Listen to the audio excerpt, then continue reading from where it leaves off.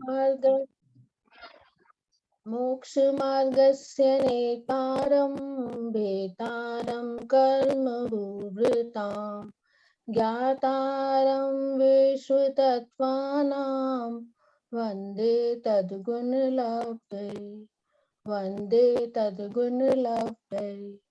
मोक्ष मार्ग के नेता एवं कर्म पर्वतों के भेदक और विश्व के सब तत्वों के ज्ञायक चेतन संवेदक सद्गुण आप समान प्राप्त हो यही भावना भाकर दे विनय पूर्वक करूं वंदना बारंबार दिनेश्वर देव बारंबार दिनेश्वर देव।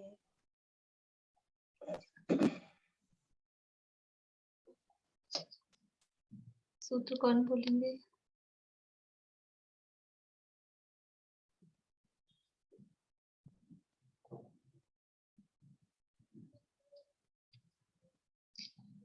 ये वाला सूत्र भी बुलवाना ना आज। ऐसे करती हूँ मैं, पहले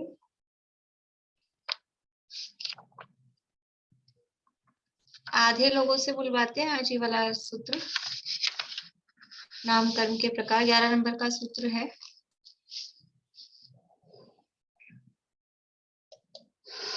देखिए कल थोड़ी सी अपन ने इसकी चर्चा तो की थी, मैंने आपको संधि विच्छेद बताया था। नाम कर्म के प्रकार की चर्चा यहाँ कर रहे हैं और नाम कर्म के टोटल भेद 93 होते हैं, लेकिन यहाँ उनको थोड़ा सा इकट्ठा करके समराइज करके और 42 भेद यहाँ पर बताए हैं। जो पीछे अपना सूत्र था पंच नव द्व्यष्टाविंशति, वहां पर जो दिया था द्विचत्वारिंशद यानी 42। तो यहाँ 42 भेद यहाँ बता रहे हैं, लेकिन वो सब मिलके हो जाएंगे 93। तो कौन कौन से हैं? गति, जाति, शरीर, अंगोपांग। गति, जाति, शरीर, अंगोपांग, निर्माण, बंधन, संघात, संस्थान, सहनन। और ये सूत्र आप सबको याद करना ही करना है, क्योंकि ये सूत्र याद कर लेंगे तो ये 93 नाम याद हो जाएंगे, नहीं तो मुश्किल पड़ेगा। इसमें केवल नाम है। गति, जाति, शरीर, अंगोपांग, निर्माण, बंधन, संघात, संस्थान, सहनन। स्पर्श, रस, गंध, वर्ण, आनुपूर्वी, वर्णानुपूर्व्या गुरु लघु है, ये शब्द है यहाँ आनुपूर्वी। आनुपूर्वी, अगुरु लघु, उपघात, ये बड़े ऊ की मात्रा है, बड़े ऊ की मात्रा में से अगुरु लघु में छोटे ऊ की मात्रा और उपघात का छोटा ऊ दोनों मिलके बन गया बड़ा ऊ। अगुरु लघु, उपघात, परघात, आतप, उद्योत, आतपोद्योतोच्छ्वास, ये शब्द यहाँ दिख रहा है, लेकिन शब्द बनेगा यहाँ आतप, फिर उद्योत, ये क्या यहाँ कंटिन्यू है, उद्योत और उच्छ्वास, फिर विहायो गतियः। प्रत्येक शरीर, ये एक पूरा एक है, प्रत्येक शरीर, फिर त्रस, सुभग, सुस्वर, शुभ, सूक्ष्म, पर्याप्ति, स्थिर, आदे। यहाँ भी संधि है, स्थिर आदे, स्थिर और आदे। और यशः कीर्ति, ये पूरा एक शब्द है, यशः कीर्ति, से इतराणी, स प्लस इतराणी, स यानी सहित, इतर यानी इनके विपरीत, इनके अपोजिट। इतर का अर्थ होता है अपोजिट, तो स इतराणी यानी इनके अपोजिट से सहित। और तीर्थकरत्वम, तीर्थंकरम च, ये सब नामकरण के प्रकार हैं। तो स इतराणी में किससे अपोजिट लेना है? यहाँ से। प्रत्येक शरीर का अपोजिट होगा साधारण शरीर, रस का अपोजिट स्थावर, सुभग का दुर्भग, सुस्वर का दुस्वर, शुभ का अशुभ, सूक्ष्म का बादर, पर्याप्त का अपर्याप्त, स्थिर का अस्थिर, आदे का अनादे और यशः कीर्ति का अयशः कीर्ति। इस तरह से ये 10 हैं, 10 इनके अपोजिट, 20 तो ये अपोजिट हो जाते हैं और बाकी के ये सब वो अभी अपन चर्चा करते हैं। पहले मैं सूत्र बोल रही हूँ। और फिर कौन बोलेंगे पीछे? सभी को बोलना है, ठीक है ना? अभी यहाँ टोटल मुझे दिख रहे हैं 46 लोग। तो अपन 46 में से भी वीडियो तो सबकी चालू है नहीं, है ना? वीडियो 31 लोगों की चालू है, तो 15 लोगों से अभी बुलवा लेती हूँ। 15 से कल बुलवा लूंगी। जिन्होंने आज बोल लेंगे वो ईमानदारी से कल बता देंगे कि हमने कल बोल लिया था। जो रह जाएंगे वो कल बोलेंगे, ठीक है? शशि जी आप बोलिएगा, मैं बोल रही हूँ पहले। मुझे गति, याद है। हाँ कोई बात नहीं, पहले मैं बोल रही हूँ। हाँ। गति, जाति, शरीर, अंगोपांग, निर्माण, बंधन, संघात, संस्थान, सहनन, स्पर्श, रस, गंध, वर्ण, अनुपूर्वी, गुरु, लघु, उपघात, परघात, आतप, उद्योत, उच्छ्वास, विहायो गत्यः, प्रत्येक शरीर, त्रस, सुभग, सुस्वर, शुभ, सूक्ष्म, पर्याप्ति, स्थिर आदेय, यशः, कीर्ति, सेतराणि, तीर्थ करत्वं च।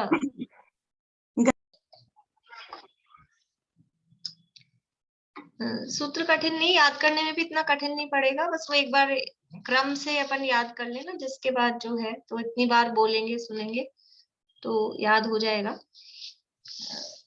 आप लोगों को होमवर्क दिया था वो कर लिया? कल होमवर्क में तो वो 2 क्वेश्चन थे, बाकी जो मैंने भेजा है वो केवल आप लोगों को, अगर आप खुद अपने नोट्स बना रहे हैं तो आप चेक कर लें कि ये चीजें अपने पास है कि नहीं, या फिर अपने को ध्यान रहे ये सब अपन ने पढ़ा है। वो जो पॉइंट्स भेजे हैं कि अपन ने क्या क्या पढ़ा है वो उसके लिए भेजे हैं। तो उसमें कोई मेरी तरफ से बाउंडेशन नहीं है कि आपको लिखना है, कि आपकी मर्जी जैसा, आपको इच्छा हो जैसा, लेकिन हमने क्या क्या पढ़ लिया वो हमको ख्याल में रहे, उसके लिए मैंने वो पॉइंट्स भेजे हैं। हाँ, अब होमवर्क में क्वेश्चन क्या था, किसने किए हैं? बोले मीना चाची। दर्शन मोहिनी और चारित्र मोहिनी में अंतर। हाँ बताइए। दर्शन मोहिनी कर्म के उदय से जीव स्वयं को भूलकर पर पदार्थों में एकत्व व महत्व बुद्धि करता है, और चारित्र मोहिनी के उदय के निमित्त से जीव कषाय, क्रोधादि कषाय रूप परिणमित होता है। दर्शन बस अब दूसरों से पूछते हैं, ठीक है? बोले विनीता आंटी, एक पॉइंट हो गया, दूसरा बोलेगा इसके अलावा। चलो मैं भी एक ही बोलूंगी। दर्शन मोहिनी बंध की अपेक्षा एक होकर भी सत्ता की अपेक्षा 3 प्रकार का है। चारित्र मोहिनी बंध की अपेक्षा भी 25 प्रकार का, सत्ता की अपेक्षा भी 25 प्रकार का है। हाँ। और भी बनाए मैंने, और बोल दूं 2-4 बनाया। अभी सबसे पूछ लेते हैं, फिर कुछ नहीं आएगा तो आप बता दीजिएगा फिर। यानी इसको अपन सिंपल तरीके से ऐसा भी कह सकते हैं कि दर्शन मोहिनी के 3 भेद हैं और चारित्र मोहिनी के 25 भेद हैं। और 3 भेद हैं तो वो उदय और सत्ता दोनों अपेक्षा से, बंध की अपेक्षा से 1 प्रकार का है, उदय और सत्ता की अपेक्षा से 3 प्रकार का है। बढ़िया, बोलिए प्रेमलता जी। दर्शन मोहिनी श्रद्धा गुण का घात करता है और चारित्र मोहिनी चारित्र गुण का घात करता है। बढ़िया। और पद्मा जी। दर्शन मोहिनी की पूर्ण अभाव से शायिक दर्शन प्रकट होता है, और दर्शन चारित्र मोहिनी के अभाव, पूर्ण अभाव से शायिक चारित्र प्रकट होता है। दर्शन मोहिनी के अभाव से यानी क्षय से, पूर्ण अभाव से क्या प्रकट होता है? शायिक दर्शन। शायिक दर्शन। फिर दर्शनावरण के अभाव से क्या प्रकट होगा? नहीं, शायिक सुख। शायिक सम्यक्त्व। दर्शन मोहिनी के अभाव से शायिक सम्यक्त्व, सम्यक, और चारित्र मोहिनी के अभाव से शायिक चारित्र। बढ़िया। तो दर्शन नहीं करना, दर्शनावरण के अभाव में है दर्शन। लिखा तो सम्यक, ये भूल गए। चलिए, और 4 पॉइंट हो गए। हाँ नीलम भाभी बोलिए। ये इसी का छोटा रूप लिखा है, इसमें दर्शन मोहनीय में मिथ्यात्व होता है, चारित्र मोहनीय में कषाय होता है, इसी का छोटा। दर्शन मोहिनी में मतलब दर्शन मोहिनी के उदय से, उसको ऐसा करिए, दर्शन मोहिनी के उदय से मिथ्यात्व भाव होता है, चारित्र मोहिनी के उदय से कषाय होती है। ठीक है। और प्रमिला जी। दर्शन मोहिनी के अभाव में स्वरूपाचरण चारित्र प्रकट होता है, और चारित्र मोहिनी के अभाव में देश चारित्र और सकल चारित्र प्रकट। नहीं, दर्शन मोहिनी के अभाव में चारित्र प्रकट नहीं होता। स्वरूपाचरण चारित्र अनंतानुबंधी के अभाव में प्रकट होता है, तो वो चारित्र मोहिनी है। राइट। ये पॉइंट नहीं बनेगा। सुनीता आंटी। मिथ्या चौथे गुण स्थान में चला जाता है और चारित्र 10वें गुण स्थान में जाता है। एक तो आप ले रहे हो मिथ्यात्व और एक ले रहे हो चारित्र, एक ले रहे हो कर्म की अवस्था, एक ले रहे हो जीव की अवस्था, तो मैचिंग ही नहीं बन रही है। या तो दोनों को कर्म में लो या दोनों को जीव में लो। देखिए चारित्र नहीं जाता, कषाय जाती है, चारित्र को चलाएंगे तो जीव का क्या आएगा? नहीं मतलब कसाय। हाँ, लेकिन मिथ्यात्व चौथे में ऐसा नहीं है, वो सत्ता में तो रहता है ना, इसलिए प्रॉपर यानी तरीके से क्या होगा, दर्शन मोहिनी का अभाव। अब वो तो सत्ता में तो 11वें गुण स्थान तक भी रह सकता है, उस हिसाब से अपन देखेंगे ना सत्ता की अपेक्षा से तो। लेकिन ठीक है, ऐसा अपन सामान्य रूप से कह सकते हैं कि दर्शन मोहिनी के अभाव का प्रारंभ ऐसा कर सकते हैं, चौथे गुण स्थान में हो गया, लेकिन पूर्ण अभाव तो नहीं होता है वहां भी, उसमें थोड़ी सी चक्कर पड़ेगा, यानी शॉर्ट में नहीं लिख पाएंगे, उसको पूरा लिखना पड़ेगा, शॉर्ट में नहीं हो पाएगा वो। बोलिए। मैंने इसी लाइन को पूरे रूप में लिखा है। दर्शन मोहिनी का 6 चौथे गुण स्थान में होता है, चारित्र मोहिनी का 6 12वें गुण स्थान में होता है। इस लाइन का मैंने इस तरह से लिखा। हाँ, चारित्र मोहिनी का शय 12वें में, चारित्र मोहिनी का पूर्ण उपशम 11वें में, ऐसा कह सकते हैं।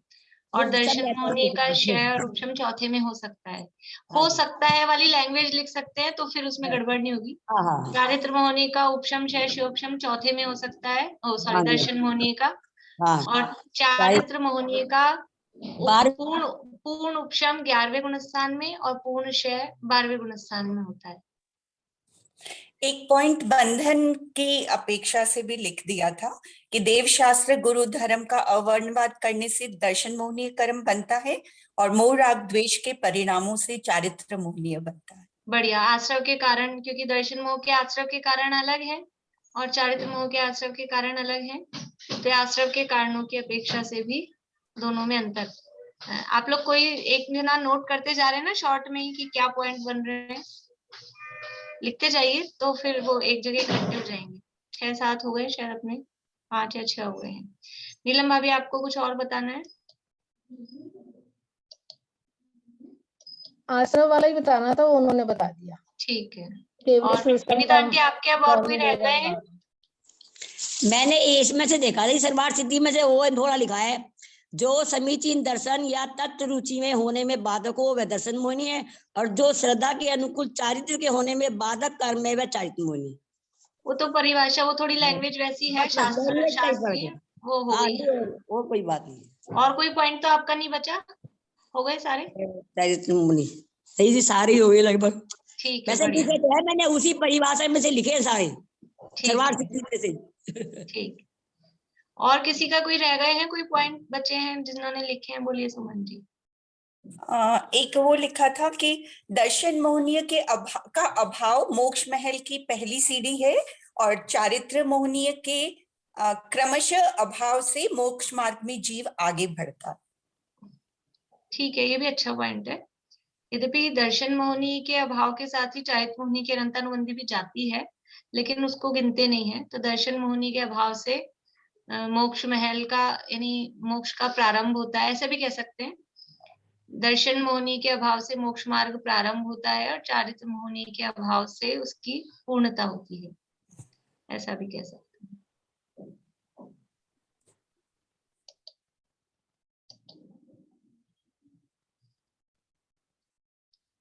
किस किस ने नहीं लिखे थे? बहुत सारे लोग मुझे समझ में आ रहे हैं जिन्होंने नहीं लिखे थे। चलिए कोई बात नहीं। रेणु जी, आप हाथ किस लिए खड़ा कर रहे हैं, बताने के लिए या नहीं लिखने में? नहीं लिखी थी, थोड़ी बिजी थी। हाँ, दूसरा क्वेश्चन क्या था? कौन बताएंगे? बोले नीलम भाभी। कषाय वेदनीय, नो कषाय वेदनीय में जो कषाय का वेदन कराए उसे कषाय वेदनीय कहते हैं, और जो हल्की कषाय का वेदन कराए उसे अकषाय वेदनीय कहते हैं। बढ़िया। कषाय वेदनीय और अकषाय वेदनीय में अंतर लिखना था। तो जो कषाय का वेदन करता है परिभाषा है, उसे कषाय वेदनीय कहते हैं, और जो हल्की ईषत किंचित कषाय का वेदन कराए उसे नो कषाय वेदनीय या अकषाय वेदनीय कहते हैं। बोलिए सुमन जी आगे। कषाय वेदनीय संख्या में 4 हैं और वो और 4 प्रकार की हैं, और अकषाय वेदनीय संख्या में 9 है। हाँ, यानी कषाय वेदनीय के 16 है, टोटल 16 है, और अकषाय वेदनीय के 9 भेद हैं। और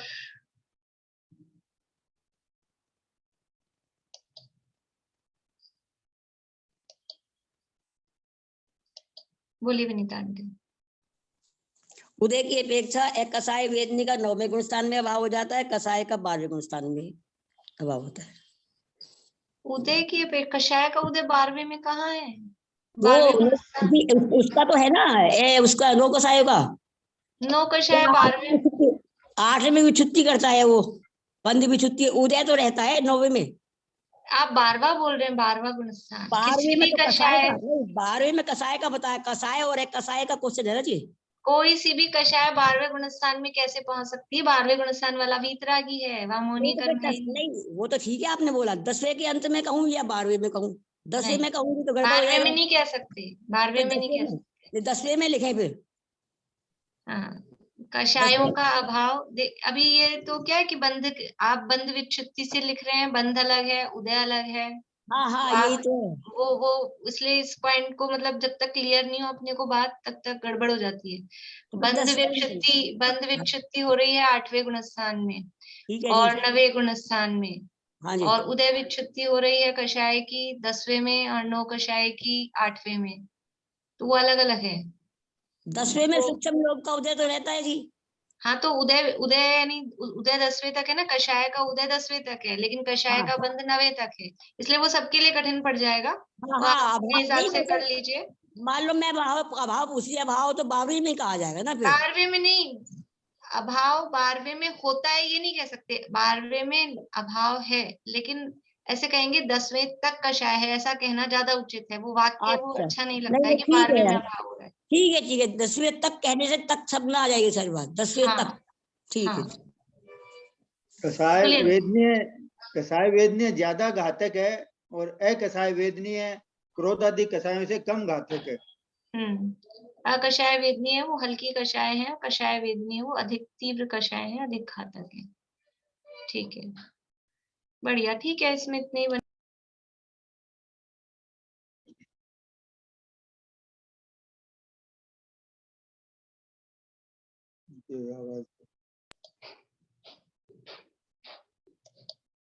म्यूट करो आवाज। चलिए, अब अपन यहाँ आगे बढ़ते हैं। आयु और गति में अंतर, अभी ये पेंडिंग है क्वेश्चन, 1-2 दिन बाद अपन करेंगे इसको, कुछ और बातें भी आ जाएगी बाद में। तो कल आपने मेरे हिसाब से कुछ पॉइंट्स नोट किए होंगे, और अभी और कुछ बात और उसमें अगर आएगी तो आप उसमें ऐड करके अपन 1-2 दिन बाद आयु और गति में अंतर वो भी देखेंगे। अभी यहाँ गति की चर्चा अपन करेंगे तो और थोड़े कुछ पॉइंट होंगे वो आ जाएंगे। नाम कर्म के प्रकार बता रहे हैं। सबसे बड़ा परिवार 8 कर्मों में वो किसका है? सबसे बड़ी फैमिली नाम कर्म की है। नाम कर्म को उदाहरण किसका, नाम कर्म के लिए जो उदाहरण कहें या उसकी प्रकृति किसके समान बताई है? नाम कर्म की प्रकृति बोलिए वर्षा भाभी। बेड़ियों के समान। बेड़ियों के समान नहीं नहीं, वो तो आयु कर्म की है, नाम कर्म की तो कुमार के समान बताई। चलिए कुसुम जी। चित्रकार मैम। हाँ, चित्रकार के समान, ठीक है, चित्रकार के समान। जैसे कि चित्रकार चित्र बनाता है, तो वो जो हैंड पेंटिंग हो रही है, जो चित्र बन रहा है, वो कभी भी, एक तो पहली बात तो चित्र शब्द क्या बता रहा है? चित्र किसे कहते हैं? चित्र कहते हैं जिसमें चित्र कहो, विचित्र कहो, बहुत सारे कलर, मतलब अलग अलग तरह की चीजें हो। कलर का मतलब ऐसा नहीं लाल पीला नीला हरा ही हो। आप बोलोगे फिर ब्लैक एंड व्हाइट था पहले जमाने में, तब उसको चित्र नहीं कहेंगे क्या? लेकिन उसमें भी 2 कलर तो है, एक ब्लैक और एक व्हाइट। अकेले व्हाइट ही व्हाइट से कोई चित्र बना सकता है, या अकेले ब्लैक ही ब्लैक से कोई चित्र बना सकता है? दो तो कम से कम चाहिए ना, तो जिसमें ऐसा कुछ अनेकता हो उसका नाम होता है चित्र। तो अपन तो चित्र समझते हैं कोई फोटो ऐसा, लेकिन चित्र का मतलब है जिसमें कुछ अनेकता हो, बहुत विचित्रताएं हो, विभिन्नताएं हो, वो चित्र कहलाता है। तो नाम कर्म चित्रकार के समान है कि जैसे चित्र में अनेकताएं होती हैं, कलर्स होते हैं, ऐसे ही नाम कर्म, ये देखो ना कितना बड़ा परिवार है, अलग अलग टाइप की है इसमें। और फिर दूसरी बात क्या, कि कोई चित्रकार जो चित्र बनाता है, कभी भी वो दो चित्र एक से नहीं होते हैं, एक से दिखने पर भी एक से नहीं होते हैं। हमको लगे हमारी कमजोरी है, हम पकड़ नहीं पाते हैं उसकी कमियों को, कमियों मतलब डिफरेंस को, लेकिन कभी भी कोई भी दो चित्र उसके एक से नहीं बनते हैं। ऐसे ही नाम कर्म जो रचना करता है, और जो इसका ज्यादा, इसका जो वर्क होता है नाम कर्म का, वो कहाँ पर होता है, ये शरीर पर। ये जितनी भी प्रकृतियां अपन देख रहे हैं, पूरी की पूरी सारी तो नहीं, लेकिन इसमें से मैक्सिमम प्रकृतियां वो शरीर पे काम करेंगी, शरीर से रिलेटेड है, शरीर का निर्माण उससे होता है। तो ये नाम कर्म को पढ़ के समझ के हम देखेंगे कि हम जिसकी चिंता में 24 घंटा अपना सारा मनुष्य भाव जिसके लिए हम लगा रहे हैं, वो हमारे हाथ में है ही नहीं। उसकी चाबी किसके हाथ में है, उसकी चाबी है नाम कर्म के हाथ में। तो ये क्या क्या नाम कर्म क्या क्या बनाता है, कैसे कैसे होता है, हमारे एक एक चीज की रचना शरीर की वो कैसे होती है, एक एक चीज के लिए कैसे कैसे एक एक कर्म है, वो सारी बातें यहाँ पर बताई गई हैं। देखिए नाम कर्म के प्रकार वैसे 93 हैं, यहाँ 42 बताए हैं। पहले तो अपन गिन लें यहाँ 42 हो रहे हैं कि नहीं हो रहे हैं, और फिर वो 93 कैसे होंगे वो भी गिन लेंगे। देखिए गति, आप चाहें तो मतलब ऐसा गिन सकते हैं, 1 गति, जाति 2, शरीर 3, या नीचे अर्थ में से देख लें, गति 1, जाति 2, शरीर 3, अंगोपांग 4, निर्माण 5, बंधन 6, संघात 7, संस्थान 8, सहनन 9, स्पर्श 10, रस 11, गंध 12, वर्ण 13, अनुपूर्वी 14, लघु लघु 15, उपघात 16, परघात 17, फिर आतप 18, उद्योत 19, उच्छ्वास 20, विहायोगति 21। ये 21 हो गए। इसके बाद में ये प्रत्येक शरीर, ये 1, 2, 3, 4, 5, 6, 7, 8, 9 और 10, प्रत्येक शरीर से लेके यशः कीर्ति तक 10 हैं। ठीक है, ये 10 हैं, और 10 ही इनके प्रतिपक्षी अर्थात इनके अपोजिट, तो 10 दूनी 20 हो गए। 21 अपन ने पहले गिने थे विहायोगति तक, और 20 ये हो गए, 21 और 20 41, 41, और एक है लास्ट में तीर्थंकर, तो ये हो गई है 42। ये नाम कर्म की जो उन्होंने दिया था द्विचत्वारिंशत् 42 प्रकृतियां, वो यहाँ 42 बताई हैं।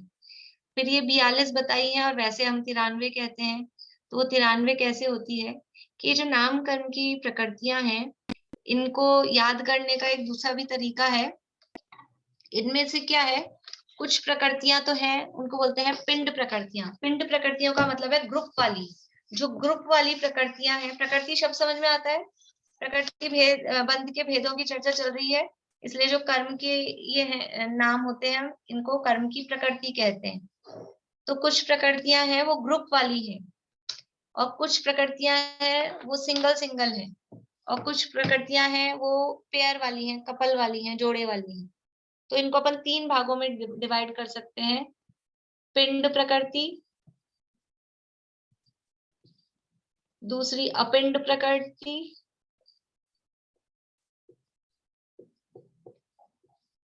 और तीसरी है जोड़े वाली।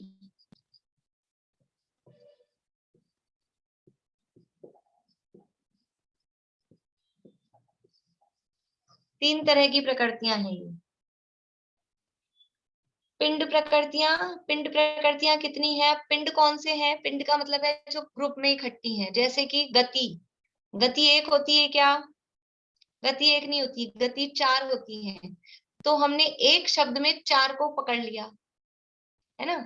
शब्द तो बोला एक गति, लेकिन उसमें हमने मतलब इंक्लूड कितनी है, उसमें गर्भित कितनी है, 4। तो इसको बोलेंगे पिंड प्रकृति। गति, जाति, शरीर, अंगोपांग, ये पिंड प्रकृतियां हैं, क्योंकि गतियां होती है 4, जाति होती है 5, शरीर होते हैं 5, अंगोपांग होते हैं 3। तो ये 3 को, 5 को, 4 को ऐसे एक शब्द में हमने कह दिया है, तो ये कहलाती हैं पिंड प्रकृतियां।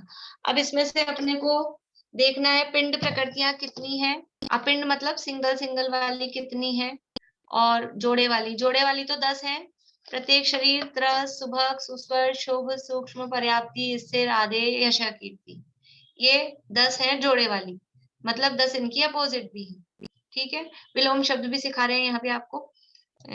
जिनको विलोम शब्द नहीं आते हो वो ये भी सीख लें कि किसका विलोम क्या होता है।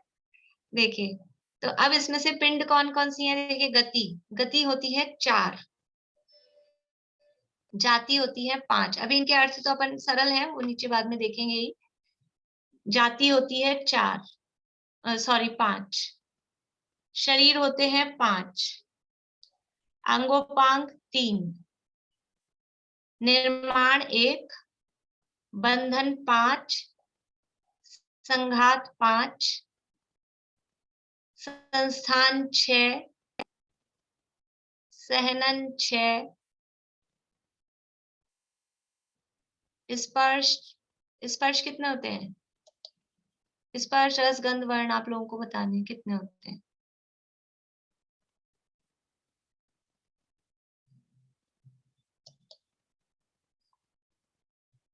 अनीता जी, स्पर्श कितने होते हैं।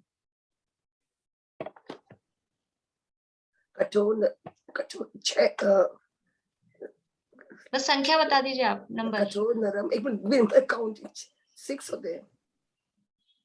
4 नहीं, 8 तो दीदी 8 होते हैं। 8 स्पर्श 8। ठीक है, तो स्पर्श के ऊपर यानी आप अगर नंबर लिख रहे हैं तो स्पर्श कितने हैं 8। रस, अब आप फिंगर से बता सकते हैं मुझे, रस कितने होते हैं। रस 5, गंध 2 और वर्ण 5। तो ये सब क्या है, पिंड प्रकृतियां। 8 स्पर्श, 5 रस, 2 गंध, 5 वर्ण, ये पिंड प्रकृतियां हैं। स्पर्श, रस, गंध, वर्ण।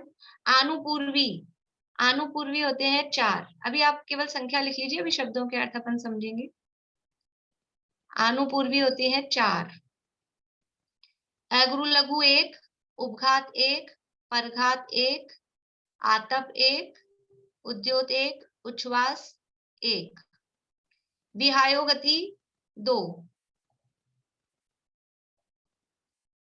विहायोगति 2। ठीक है, और बाकी आगे फिर प्रत्येक शरीर से लेके और यशः कीर्ति तक ये हो गए जोड़े वाली है, अपोजिट वाली है, वो अलग है। और एक तीर्थंकर 1। ठीक है, अब आपको मुझे 2 मिनट में 1 मिनट देती हूँ।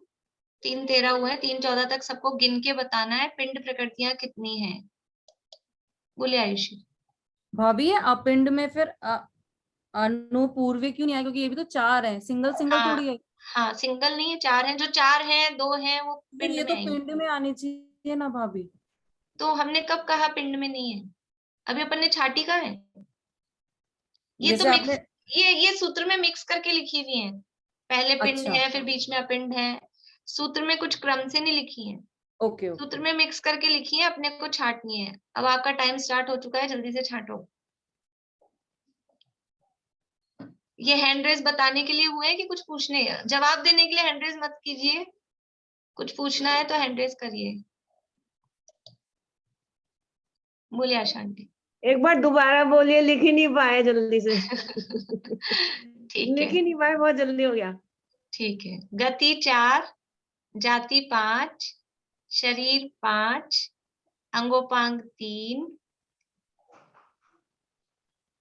निर्माण 1, बंधन 5, संघात 5। आप इसी के अपने बुक पे नंबर डालते जाइए ना, या पूरा पूरा लिख रहे हैं, उसी पे नंबर डाल लीजिए अभी पेंसिल से। संघात 5, संस्थान 6, सहनन 6, स्पर्श 8, रस 5, गंध 2, वर्ण 5। आनुपूर्वी 4, अगुरु लघु 1, उपघात 1, परघात 1, आतप 1, उद्योत 1, उच्छ्वास 1, विहायोगति 2। फिर प्रत्येक शरीर से लेके यशः कीर्ति तक ये इनके अपोजिट वाली है, और तीर्थंकर 1। ठीक है आंटी? हाँ। चलिए, अब आप लोगों ने गिन ली पिंड प्रकृतियां कितनी है? गिन ली सबने?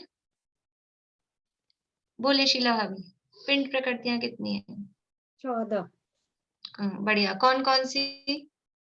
गति, जाति, शरीर, अंगोपांग, बंधन, संगात, संस्थान, सहनन, स्पर्श, रस, गंध, वर्ण, अनुपूर्व्य और विहायोगत्य। बहुत बढ़िया। ये 14 प्रकृतियां हैं, पिंड प्रकृतियां। ठीक है, सूत्र तो अपने को याद करना ही है, और ऐसे भी अपन याद कर सकते हैं कि 14 है पिंड प्रकृतियां। तो अपने को गति सबको पता है 4 होती है, उसको गति याद कर लिया है तो 4 याद हो गई। जातियां भी सरल है, भी आप लोगों को आती है, वो भी याद हो जाएंगी। कुछ कठिन नहीं, केवल संस्थान सहनन के नाम हो सकता है कुछ लोगों को याद नहीं हो, तो वो करने पड़ेंगे, बाकी सब आते हैं। स्पर्श, रस, गंध, वर्ण, ये सब आता ही है। अब है अपिंड प्रकृतियां, या इनको बोलते हैं स्वतंत्र प्रकृतियां भी बोलते हैं। अपिंड प्रकृतियां कहो या स्वतंत्र प्रकृतियां कहो। तो अपिंड वाली या सिंगल वाली स्वतंत्र वो कौन सी है? बोलिए अनीता आंटी, कितनी है और कौन कौन सी है? 8 प्रकृतियां अपिंड वाली। हाँ। निर्वाण, अगुरु लघु, उपघात, घात, आतप, उद्योत, उच्छ्वास और तीर्थंकर। बढ़िया। 8 प्रकृतियां हैं, वो स्वतंत्र प्रकृतियां हैं या अपिंड प्रकृतियां हैं। निर्माण, अगुरु लघु, उपघात, परघात, आतप, उद्योत, उच्छ्वास और तीर्थंकर। अब जोड़े वाली तो पता ही है, बताई थी शुरू से ही, 10 है, तो 10 जोड़े वाली। तो 10 दूनी 20 और 8 सिंगल 28। अब ये जो 14 पिंड प्रकृतियां हैं, इनके जो अपन ने लिखे हैं, 4 हैं, 5 हैं, 3 हैं, उन सबको देखेंगे, प्लस करेंगे तो वो सब आ जाएंगे 65। वो कर लेना आप लोग, जोड़ लगा लेना उन सबका जो नंबर्स लिखे हैं अपन ने। तो 65 प्लस 8 प्लस 20, ये सब हो जाएंगे अपने 93। 65, 20 और 8 हो गए 93। सरोज आंटी कुछ पूछना है आपको? इनको प्रत्येक प्रकृति भी बोलते हैं 8 को? हाँ, प्रत्येक भी बोलते हैं, स्वतंत्र भी बोलते हैं, अपिंड भी बोलते हैं, कुछ भी बोल सकते हैं, इंग्लिश में सिंगल भी बोल सकते हैं, तो एक ही बात है, अर्थ वही निकलता है। ये विहायोगति को पिंड में नहीं रखेंगे, विहायोगति को जोड़े वाली में रखेंगे। नहीं, विहायोगति को पिंड, प्रत्येक शरीर, त्रस, सुभग, सुस्वर, शुभ, सूक्ष्म, पर्याप्ति, स्थिर, आदि, यशः, कीर्ति। विहायोगति को पिंड में रखेंगे, जोड़े वाली में नहीं रखेंगे, पिंड में रखेंगे। तो ये तो 2 है ना, तो इसको पिंड में 2 है भले ही, लेकिन वो 2 ही भेद है उसके, वो भेद वाली है, ये अपोजिट वाली है, ये भेद नहीं उनके, और ये अपोजिट वाली है, इसलिए उनको जोड़े वाली कहा। और ये विहायोगति के 2 भेद होते हैं, जोड़े नहीं है। तो इस तरह से ये नाम कर्म के जो फैमिली है उसका डिस्ट्रीब्यूशन अपन ने देखा। अब यहाँ सबसे पहले गति नाम कर्म। गति नाम कर्म किसे कहते हैं? देखिए परिभाषा 307 नंबर पेज है। जिस कर्म के उदय के निमित्त से, ये कौन सा पेज है? यहाँ। जिस कर्म के उदय के निमित्त से जीव दूसरे भाव में जाता है, उस कर्म को गति नामक कर्म कहते हैं। इसमें थोड़ा सा अपने को थोड़ा ऐड करना है कि जिस कर्म के उदय के निमित्त से जीव दूसरे भाव में जाता है और उस योग्य उसके भाव होते हैं। उस योग्य मतलब उस गति या उस भाव के योग्य उसके भाव होते हैं। यहाँ पे इसमें साथ में आप ऐड कर लीजिए, लिख लीजिए तो कॉपी में। जिस कर्म के उदय के निमित्त से जीव दूसरे भाव में जाता है और उस भाव के योग्य उसके भाव होते हैं, उस कर्म को गति नामक नाम कर्म कहते हैं। जिस कर्म के उदय के निमित्त से जीव दूसरे भाव में जाता है और उस भाव के योग्य उसके भाव होते हैं, उस कर्म को गति नामक नाम कर्म कहते हैं। देखिए क्या कह रहे हैं इसमें कि जिस कर्म के उदय, गति जो कर्म है, गति नाम कर्म, गति नाम कर्म है। कल हमने आयु कर्म पढ़ा था। आयु कर्म की परिभाषा क्या दी थी पीछे वाले पेज पे, कि जिस कर्म के उदय के निमित्त से नरकाती गतियों में जाना और सुनिश्चित काल तक रहना होता है। और यहाँ पर भी ये कह रहे हैं जिस कर्म के उदय के निमित्त से जीव दूसरे भाव में जाता है। इसलिए हमने वो एक लाइन और ऐड की है, वरना वो दोनों परिभाषाएं मिक्स हो जाती हैं, एक सी लगती हैं। ठीक है, तो गति का काम क्या है? देखो गति किसे कहते हैं, शब्द अर्थ अपन देखें नॉर्मली धर्म की अपेक्षा से नहीं, वैसे ही अपन स्कूल की पढ़ाई में गति किसे कहते हैं? गति का मतलब होता है गमन करना, गति यानी गमन। तो गति नाम कर्म के उदय के निमित्त से जीव गमन करता है, दूसरे भाव में जाता है। ये तो हुआ, तो फिर वो दूसरे भाव में पहुंच गया, फिर तो गति नाम कर्म का उदय नहीं होगा। तो ऐसा नहीं है, गति नाम कर्म का उदय निरंतर चलता है, कंटिन्यूअसली चल रहा है। गति कर्म का बंध, कल हमने बंध की बात की थी, गति का बंध कंटिन्यूअसली होता है। आयु का बंध कभी कभी होता है, लेकिन गति का बंध हमेशा कोई ना कोई गति बनती रहती है सामान्य रूप से संसारी जीवों को। तो गति का बंध भी कंटिन्यूअसली होता है और गति का उदय भी निरंतर आता है। अभी भी गति का उदय, कौन सी गति का उदय आ रहा है हमारे सबके? कौन सी गति का उदय आ रहा है? नरक, तिर्यंच, मनुष्य, देव, कौन सी गति का उदय आ रहा है? किसी के 1 नंबर तो नहीं आ रहा कि 2 नंबर? सबके 3 नंबर का ही आ रहा है। मनुष्य है तो मनुष्य गति का उदय ये निरंतर आ रहा है हर समय। क्यों? क्योंकि इस कर्म के निमित्त से उस भाव के योग्य हमारे भाव होते हैं। हम मनुष्य गति में हैं तो मनुष्यों के योग्य भाव होना, ये कैसे होता है? तिर्यंच है, उसको यूं नीचे मुंह करके खाने का, अब उसके पास तो है भी नहीं हाथ पांव उस टाइप से, लेकिन उसको वैसा ही भाव आएगा। मनुष्य है तो उसको इस तरह से कबलाहट से कहते हैं, ऐसा ही भाव आएगा। क्या आप कहोगे कभी कभी तो कोई हमको ऐसे भी दिखते हैं बच्चे, वो ऐसे चाटते हैं, वो बात अलग है, लेकिन वास्तव में वो भाव वैसा नहीं। मनुष्यों को मनुष्यों के योग्य ही भाव आते हैं। बोले आंटी। जब गति नाम कर्म हमेशा बनता है तो उसके बाद जब आयु कर्म बन जाता है उसके बाद वो गति हो जाती है जिसकी आयु कर्म बनती है। नहीं, गति तो फिर भी चारों बनती रहती है। गति बंधना, कोई सी गति बंधना कब रुकेगी कि सम्यक दर्शन अगर हो गया। अगर सम्यक दर्शन हो गया है तो नरक गति और तिर्यंच गति बंधना रुक जाती है, फिर वो उसको मनुष्य और देव ही गतियां बनती है। आयु कर्म बनने के, आयु बनने के बाद भी गति बनती रहती है। गति कोई सी भी बनती रहती है, फिर वो कन्वर्ट हो जाती है, संक्रमण हो जाता है। देखिए एक नियम और है कि आयु कर्म में, आयु बंधने के बाद उसमें परिवर्तन होना, जिसे संक्रमण कहते हैं। आयु कर्म में संक्रमण पॉसिबल नहीं है, यानी परिवर्तन। संक्रमण को ब्रैकेट में संक्रमण भी लिखिए शब्द, जिनको नहीं आता तो भी लिखिए। आयु कर्म में संक्रमण ब्रैकेट में परिवर्तन संभव नहीं है।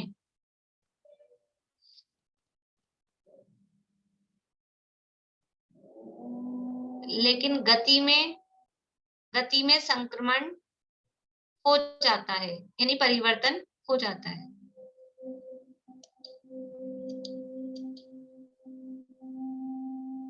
गति बन जाए कोई सी भी, लेकिन उसमें परिवर्तन, संकल्प भी अपन ने देखा था ना कि वो जिस भाव में चला जाएगा वो गति उस हिसाब से कन्वर्ट होना, मतलब वो परिवर्तन होना, संक्रमण होना, बदलकर उदय में आती है। बोलिए रेणु। जिसे चारों गतियों का बंद होता रहता निरंतर, जैसे अभी मनुष्य गति में हम लोग मनुष्य भाव में है तो फिर जैसे अभी आप बोले ना कि अपने भाव तो मनुष्य के ही हो रहे हैं, लेकिन वो गति बन रही है चारों गतियों की। हाँ, वो गति बंधने में तो अभी हमारे वर्तमान में जैसे भाव हो रहे हैं उसके हिसाब से मार काट लड़ाई झगड़ा ऐसा भाव हो रहे हैं तो नरक गति बंधेगी। मायाचारी के भाव हो रहे हैं तो तिर्यंच गति बंधेगी। कुछ अच्छे शुभ भाव पुण्य के व्रत पूजा उपवास ऐसे भाव हो रहे हैं तो देव गति बंधेगी। वो जिस समय जैसे जैसे भाव चलते रहते हैं वैसे वैसे गति बदलती रहती है, बनती रहती है। एकदम से तो बहुत गुस्सा आ जाता है, एकदम से ठीक है अच्छे भाव आ जाते हैं, एकदम से मायाचारी का भाव आ जाता है, फिर एकदम से अपन संभल जाते हैं। तो ये तो बदलते रहते हैं ना अपने भाव भी, उसके आधार पे गतियां भी जो बनती है गति भी वो बदलती रहती है। कांता आंटी बोलिए। ये 65 कैसे हुई ये समझ में नहीं आई मेरे तो। ये 65 कैसे हुई? पिंड प्रकृति में 65 कैसे हुई? ये जैसे 4 है ना गतियां 4, तो 4 प्लस 5 जाती 5, ऐसे 4 + 5 + 5 + 3 ऐसे करेंगे ना, तो वो सब प्लस करेंगे तो 65 आ जाएंगे। नहीं तो 5 और 5 10 और 4 14 3 17 ही हुई है तो कैसे ऊपर? अभी बता देंगे, फिर से बता देंगे। ठीक है। हाँ बोलिए आशांति। एक बार जैसे उदाहरण, अभी आपको चारों गतियों का बंद हो रहा है, देखो आपको मनुष्य चारों गति का बंद एक गई। साथ नहीं होता, एक समय में तो एक ही गति का बंद होगा, लेकिन ओवरऑल अपन ऐसे कह रहे हैं कि चारों बन सकती है, बनती रहती है, कभी कोई सी कभी कोई। आपको मान लो मनुष्य आयु कर्म बंद गया, आयु कर्म मनुष्य बंद गया, मनुष्य गति का बंद गया, उसके बाद जो गतियां चलेंगी और आपकी जो जन्म मरण होगा उसके बाद आपको मनुष्य मिलेगा, तो बाकी गतियां जो बंदी है वो क्या होगी? वही तो बता रही हूँ, कल भी बताया था कि बाकी जो गतियां बंदी है वो मनुष्य रूप में कन्वर्ट होके उदय में आएंगी। उनका टाइम स्थिति पूरी होगी तो उदय में तो आना है, लेकिन अब कोई मनुष्य है तो उसको वो नरक गति उदय में नहीं आएगी, वो नरक गति मनुष्य में कन्वर्ट होके उदय में आएगी। ये अपन जो ऐसा कह देते हैं कोई लड़ाई झगड़ा कर रहा है या कोई ऐसा चाट के खा रहा है या कोई बहुत अच्छा है तो ये इसको देवता है कि ये नारकी है कि तिर्यंच है, ये सब कहने की बात है। या अपन कुछ स्वाध्यायी लोग होते हैं तो अपन ऐसा भी कह सकते हैं इसको तिर्यंच गति का उदय आ रहा है कि इसको देव गति का उदय आ रहा है। ऐसा नहीं होता है, उदय वही आएगा जो आयु चल रही है उसी अनुसार गति का उदय भी वैसा ही आएगा, लेकिन वो उसके अनुभाग में फर्क होता है। तो अपने को ऐसा दिख सकता है कि कोई मनुष्य भी तिर्यंचों जैसी हरकतें करता हुआ दिखे, कोई मनुष्य भी नारकियों जैसी हरकतें करता हुआ दिखे, लेकिन फिर भी उसके उदय तो मनुष्य गति का ही, नरक गति का या तिर्यंच गति का उदय नहीं है। ठीक है, तो गति नाम कर्म किसे कहते हैं कि जिस कर्म के उदय के निमित्त से जीव का दूसरे भाव में जाना होता है, यानी एक भाव से दूसरे भाव में जाता है और उस भाव के योग्य उसके भाव होते हैं। देखो ये बात कहाँ से कह रहे हैं हम, जिन लोगों ने दूसरा अध्याय पढ़ा है उसमें 5 भाव पढ़े हैं। 5 भाव कौन कौन से होते हैं? बोलिए आशांति आप बताइए, 5 भाव कौन कौन से हैं जीव के? 5 भाव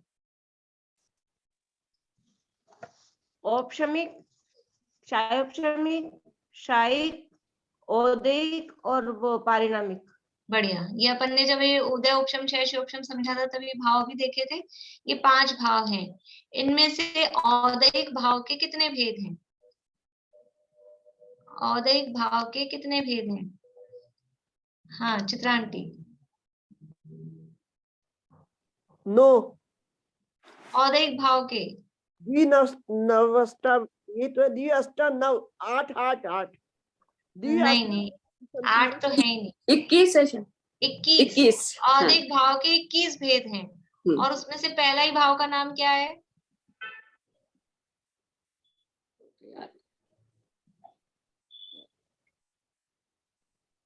गति।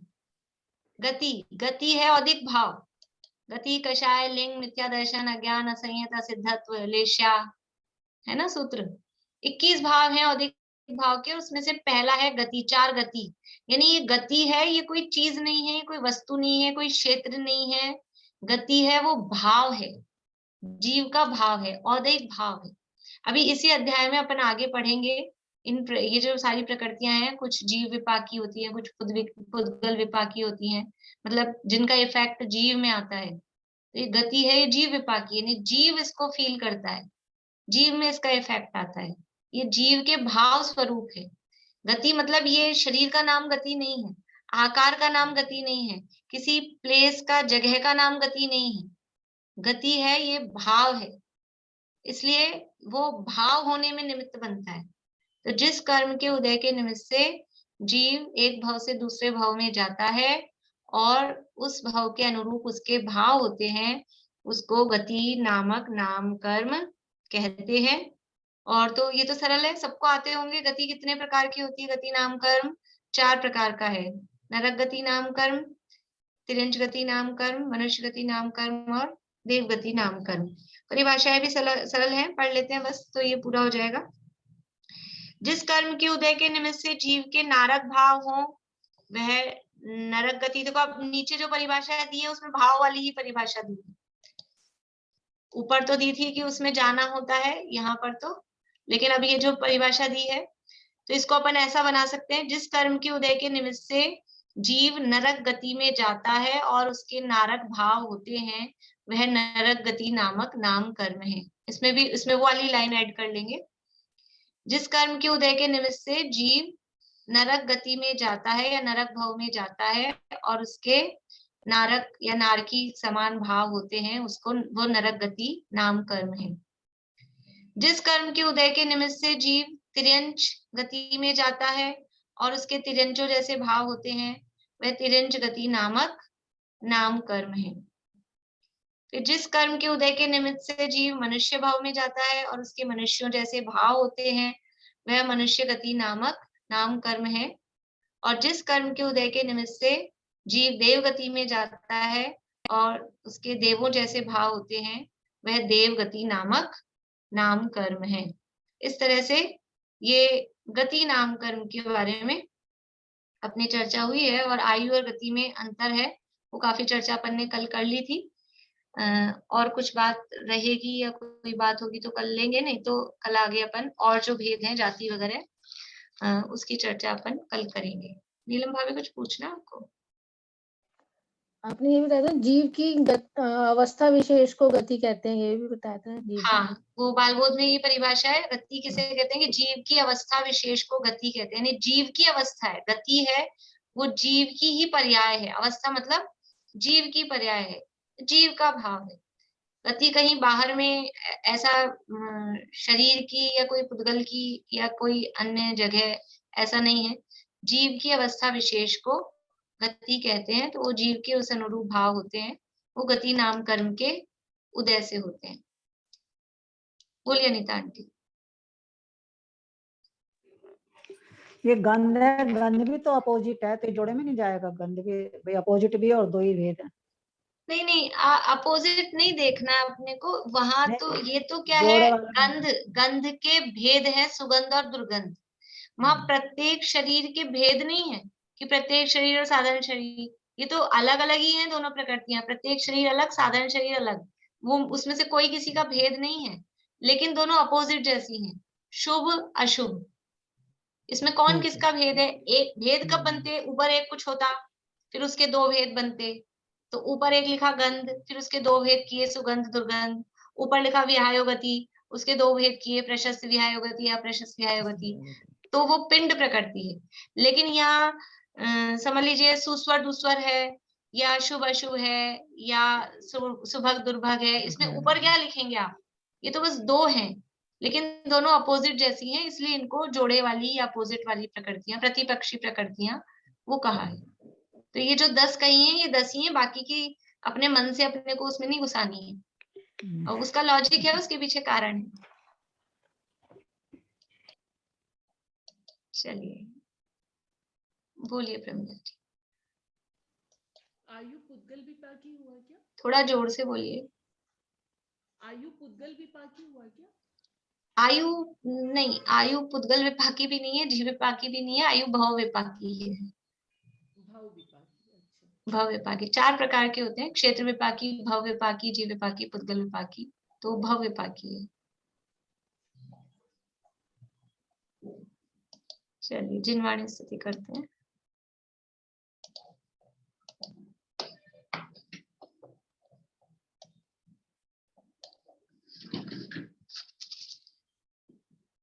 अनन्तधर्मणस्तत्त्वं पश्यन्ति प्रत्यगात्मनः अनेकान्तमयी मूर्तिर्नित्यमेव प्रकाशताम् देखे पर से भिन्न अगणित गुणमय आत्मा अनेकांतमय मूर्ति सदा प्रकाशित ही रहे।